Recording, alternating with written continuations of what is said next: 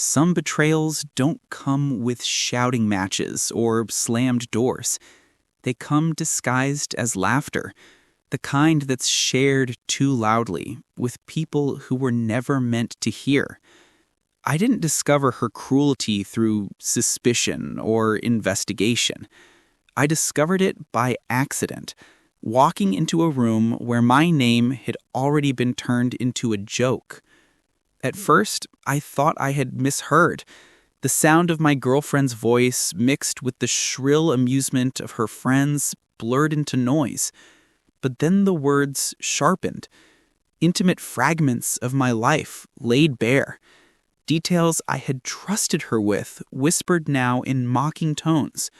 They weren't just telling stories. They were dissecting me, turning vulnerability into comedy. The moment froze. I stood there in the doorway, invisible, listening to laughter that stripped me of dignity. My chest burned, not just with humiliation, but with the weight of betrayal. Trust is fragile, built slowly and destroyed in seconds. And in that instant, everything collapsed. I didn't confront her then. Shame has a way of silencing, of gluing words in your throat. I left quietly, the laughter chasing me down the hallway, each echo heavier than the last. It was only later, when the silence of my apartment wrapped around me, that the anger rose. Not just anger at her, but at myself, for believing intimacy could be safe, for offering pieces of myself that could so easily be weaponized.